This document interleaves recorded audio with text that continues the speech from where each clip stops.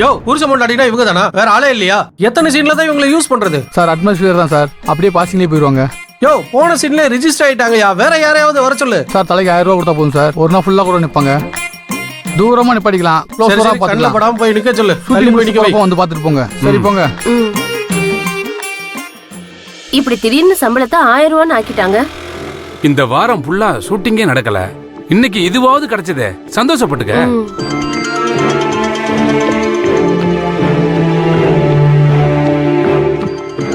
அருண் கிட்ட இருந்தா போன் வருது. கல்யாணம் நெருங்குது இல்ல, புடவை எடுக்கிறதுக்கும் தாலி எடுக்கிறதுக்கும் நம்ம தேவைப்படுறோமோ என்னமோ. போனை எடுங்க. இங்க நம்ம 1000க்கும் 2000க்கும் இருக்கிறதுக்கு அங்க போனாவது அந்த தம்பி சொலையா கொடுக்கும்ல. தம்பி எங்க இருக்கீங்க? ஏன் போன் எடுக்க இவ்வளவு நேரம்? கோயம்புத்தூர்ல தான் இருக்கோம், ஒரு ஷூட்டிங்ல இருக்கு தம்பி. அதான் போன் எடுக்க நேரம் ஆயிடுச்சு. என்ன விஷயம் சொல்லுங்க, என்ன வேணா பண்ணிடலாம். அந்த அம்மா உங்க கூட தான் இருக்காங்களா? தம்பி நான் தான் ஏற்கனவே உங்ககிட்ட சொல்லியிருக்கேன்ல, நாங்க எங்க போனாலும் ஜோடியா தான் போவோம், ஜோடியா தான் நடிப்போம். இதை விட்டா எங்களுக்கு வேற வேலை தெரியாதுப்பா. ஷூட்டிங்ல கூட நாங்க எப்பவுமே புருஷன் முன்னாடி தான். ஹலோ, இப்ப எதுக்கு எனக்கு மொத்த கதையும் சொல்றீங்க? நான் சொல்றத கேளுங்க. முதல் வேலையா நீங்க 2 பேரும் உங்க வீடுன்னு ஒரு வீட்டை காமிச்சு எனக்கு அப்பா அம்மாவும் நடிச்சீங்கல்ல, அந்த வீட்டு பக்கமே போயிடாதீங்க. தம்பி நாளைக்கு எனக்கு அந்த வீட்டு பக்கம் தான் ஷூட்டிங் இருக்குது, ஒரு கம்பெனி வர சொல்லிருக்காங்க. அந்த பக்கம் நீங்க தலைய வச்சு படுக்காதீங்க. என்ன தம்பி ஏதாவது பிரச்சனையா? அந்த சிதம்பரம் வீட்டுல, அதான் என் மாமனார் வீட்டுல ஒரு பரிகார பூஜை வச்சிருக்காங்களாம். அதுக்கு ஊரை கூட்டி தடபுடலா விருந்து வைக்க போறாங்க. நீங்க தானே எனக்கு அப்பா அம்மாவும் நடிச்சீங்க, அதனால உங்களையும் கூப்பிடுறதுக்கு அங்க வருவாங்க.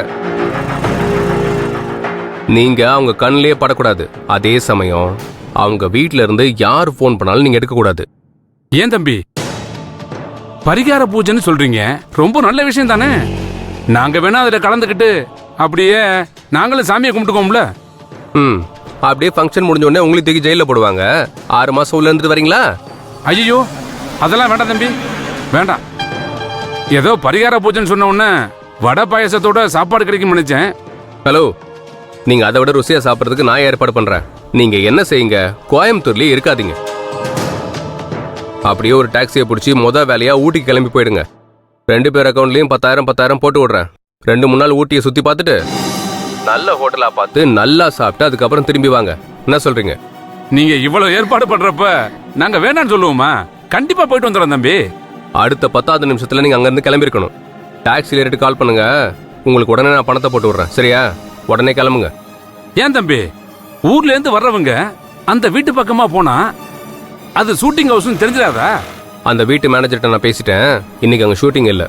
என்ன செய்யணும்னு அவருக்கு நான் தெளிவா சொல்லியிருக்கேன். அவர் அதை பர்ஃபெக்டா பண்ணிடுவாரு. நீங்க மட்டும் அவங்க கண்ணில் படாம இருந்தா போதும். ஐயோ அவங்க கண்ணில் பட மாட்டோம் தம்பி, நாங்க இப்பயே கிளம்பிடுறோம். சொல்லிட்டே இருக்காத, உடனே கிளம்பு. சரிங்க தம்பி.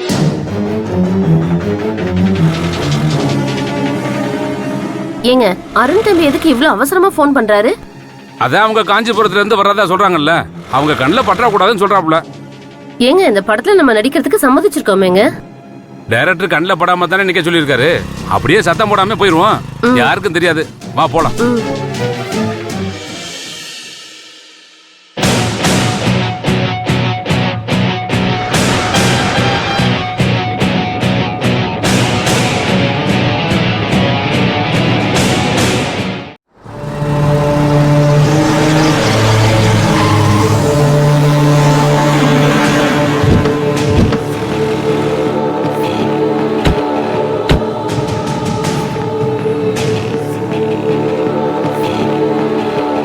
என்ன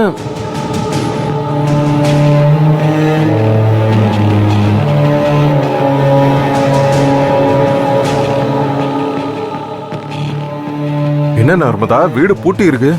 நீங்க போன் பண்ணி வரேன்னு சொன்னீங்களா கதிர்? எங்க போயிட போறாங்க? நேரா வீட்டுக்கே போய் பாத்துக்கலாம்னு நினைச்சேன். உண்மையான அப்பா அம்மாவா இருந்தாதானே அந்த வீட்ல இருப்பாங்க. அவங்களே போலி எந்த ஷூட்டிங்ல இருக்காங்களோ, எப்படியாவது அவங்கள பிடிக்கணுமே. இப்ப என்ன பண்றது? யார் நீங்க? உங்களுக்கு என்ன வேணும்? இந்த வீடு பூட்டி இருக்க, இந்த வீட்ல இருக்கிறவங்க யாரு? மகேஷோட அப்பா அம்மாவையா? அவங்களே கேக்குறீங்க? நம்ம மாப்பிள்ளைய பத்தி அவருக்கு நல்லா தெரிஞ்சிருக்கு போல. சார், அவர் டெய்லி என் கூட தான் வாக்கிங் வருவாரு. ஆனா 2-3 நாளைக்கு முன்னாடி வெளியூர் போகணும்னு சொன்னாரு. இன்னைக்கு காலையில தான் கிளம்பி போனாரு. அப்படியா? எந்த ஊருன்னு ஏதாவது சொன்னாரா? ஆனா ஏதோ ஊர் பேர் சொன்னாரு. ஞாபகம் இல்லை. ஓஹோ, மகேஷுக்கு தான் எங்க அக்காவை கட்டி கொடுக்குறோம். எங்க வீட்ல ஒரு ஃபங்க்ஷன், அதுக்காக இன்வைட் பண்ணலான்னு வந்தோம். இப்படி திடீர்னு ஊருக்கு கிளம்பி போயிட்டாங்களே. சரிங்க சார், நாங்க பாத்துக்கிறோம். நீங்க கிளம்புங்க. சரிங்க. அந்த அருணே ஒரு ஃப்ராடு, அவனோட அம்மா அப்பா இன்னொரு ஃப்ராடு, அவரோட வாக்கிங் போற இவரு மூணாவது ஃப்ராடு. இவங்க சொல்றத நான் நம்பணுமா? அவங்கள நான் கையும் களவுமா பிடிக்கிறேன்.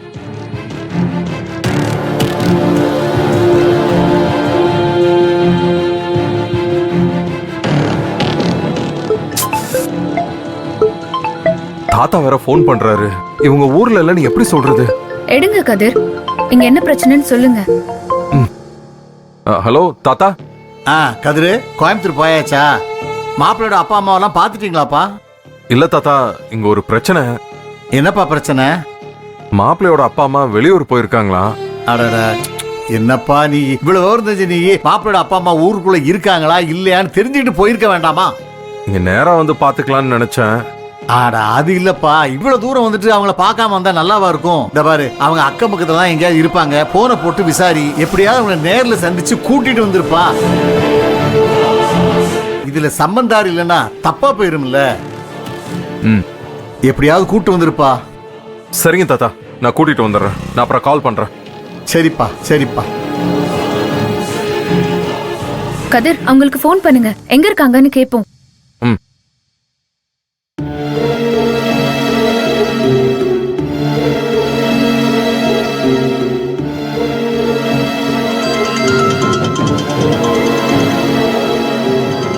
அந்த கதிர் தான் போன் பண்றான். எடுக்காதீங்க.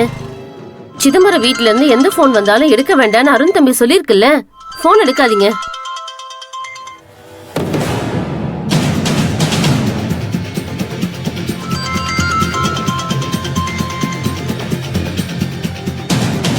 என்ன இவரு எடுக்க மாட்டேங்கிறாரு?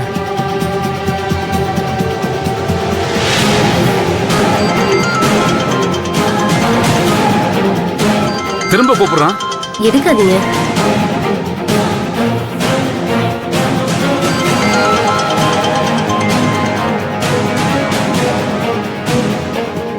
இவர் என்ன எடுக்கவே மாட்டேங்கிறாரு?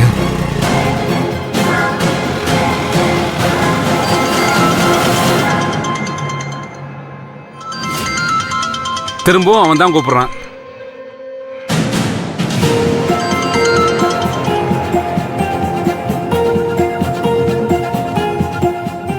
அவரு போனையே எடுக்கலையே. இப்ப என்ன பண்றதுன்னே தெரியலையே.